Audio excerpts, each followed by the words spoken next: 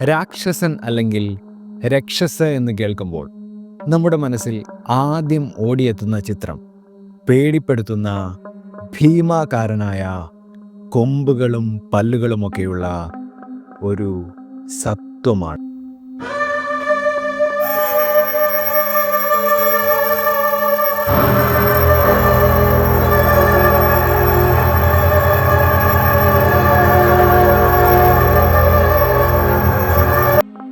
എന്നാൽ രക്ഷസ് എന്ന വാക്കിൻ്റെ അർത്ഥം രക്ഷ നൽകുന്ന മൂർത്തി എന്നാണ്. അങ്ങനെയെങ്കിൽ ബ്രഹ്മരക്ഷസ് എന്നത് എന്താണ്? എൻ്റർടൈൻമെൻറ്റിൻ്റെ മറ്റൊരു വീഡിയോയിലേക്ക് നിങ്ങളെല്ലാവരെയും ഏറ്റവും സ്നേഹത്തോടെ ഞാൻ സ്വാഗതം ചെയ്യുന്നു. ഇന്ന് നമ്മൾ കാണുവാൻ പോകുന്നത് ബ്രഹ്മരക്ഷസിനെ കുറിച്ചാണ്. അപ്പോൾ നമുക്ക് വീഡിയോ തുടരാം. ശാസ്ത്രീയമായി പറയുമ്പോൾ പുരാണങ്ങളിൽ പറഞ്ഞിരിക്കുന്ന ഉപദേവതാഗണമാണ് രക്ഷസ്. ഇവരെ രാക്ഷസന്മാരുടെ ഗണത്തിലാണ് പുരാണങ്ങളിൽ വർണ്ണിച്ചിട്ടുള്ളത്. മഹാഭാരതമനുസരിച്ച് കശ്യപ പ്രജാപതിക്ക് ദക്ഷപുത്രിയായ മുനിയിൽ ജനിച്ചവരാണ് രക്ഷസുകളെന്ന് പറയപ്പെടുന്നു. എന്നാൽ കേരളത്തിലേക്ക് വരുമ്പോഴാണ് ബ്രഹ്മരക്ഷസിൻ്റെ കഥ രസകരമാകുന്നത്. കേരളത്തിൽ ഒട്ടാകെയുള്ള വിശ്വാസമനുസരിച്ച് ബ്രഹ്മരക്ഷസ് എന്നത് തിന്മ ജീവിതം നയിച്ച് അസ്വാഭാവികമായി മരണപ്പെട്ട പണ്ഡിത ബ്രാഹ്മണരുടെ ആത്മാക്കളാണ് എന്ന് പറയപ്പെടുന്നു. ഇവ സ്ത്രീയോ പുരുഷനോ ആകാം. കഥ അവിടെ തീർന്നില്ല. ബ്രഹ്മരക്ഷസിന് ഒട്ടേറെ ശക്തികളുണ്ടെന്നും പറയപ്പെടുന്നു. വേദങ്ങളിലും പുരാണങ്ങളിലും ഇവയ്ക്ക് അധിക ജ്ഞാനമുണ്ടെന്നും കൂടാതെ മനുഷ്യനെ ഭയപ്പെടുത്താനും വേണ്ടി വന്നാൽ ഭക്ഷിക്കാനും വരെ ഇവയ്ക്ക് സാധിക്കുമെന്നും പറയപ്പെടുന്നു.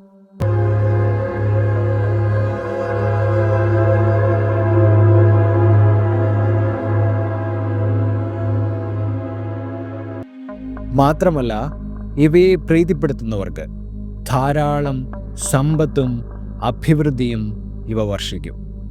എന്നാൽ ഇവയെ വെറുക്കുന്നവരെ അപായപ്പെടുത്തുകയും മരണപ്പെടുത്തുകയും ചെയ്യാം. കൂടാതെ ഇക്കൂട്ടർക്ക് തങ്ങളുടെ പഴയ ജീവിതത്തിൽ സംഭവിച്ച കാര്യങ്ങൾ കൃത്യമായി ഓർമ്മയുള്ളതുകൊണ്ട് പഴയ ജീവിതത്തിലെ ശത്രുക്കളോട് പകരം വീട്ടുകയും ചെയ്യുമെന്നും പറയപ്പെടുന്നു.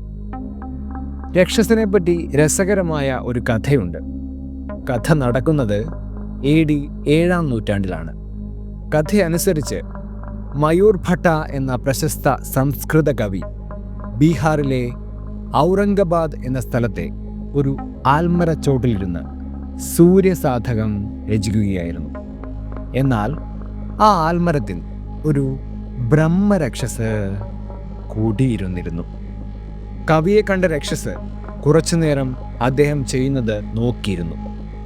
എന്നാൽ പിന്നീട് കവി ഉച്ചരിച്ചുകൊണ്ടിരുന്ന സൂക്തങ്ങൾ ഉച്ചത്തിൽ ആവർത്തിച്ചു പറഞ്ഞുകൊണ്ട് അദ്ദേഹത്തെ ശല്യപ്പെടുത്തി.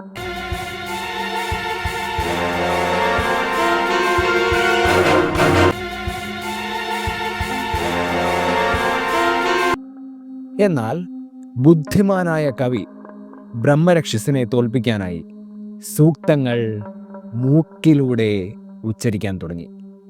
ബ്രഹ്മരക്ഷസിന് മൂക്കില്ലാത്തതിനാൽ കവി ചൊല്ലുന്നത് പോലെ സൂക്തങ്ങൾ ചൊല്ലാൻ കഴിഞ്ഞില്ല.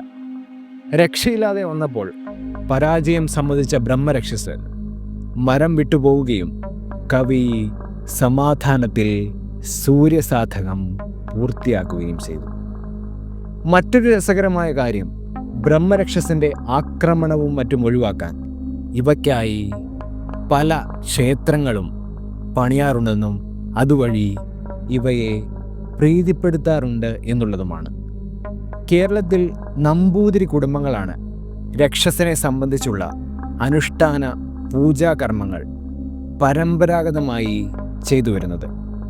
രക്ഷസിൻ്റെ പ്രതിഷ്ഠ ശിവലിംഗ രൂപത്തിലും വാൽക്കണ്ണാടി ആകൃതിയിലുമാണ്. കരിങ്കൽ ശിലയിൽ ഇവയ്ക്ക് പ്രതിഷ്ഠകൾ നടത്താറുണ്ട്. രക്ഷസിനെ പൊതുവെ കണ്ടുവരുന്നത് ഒരു വൈഷ്ണവ ശക്തിയായിട്ടാണ്.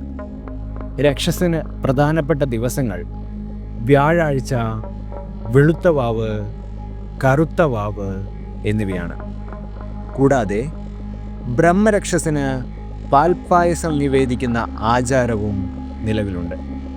ഇതിനെല്ലാം ഉപരി ഏറ്റവും രസകരമായി പറയപ്പെടുന്ന ഒരു കാര്യം, ഓരോ ബ്രഹ്മരക്ഷസിനും ബ്രഹ്മരക്ഷസായി മാറാനായി വ്യത്യസ്തമായ ഓരോ കഥകളുണ്ട് എന്നുള്ളതാണ്.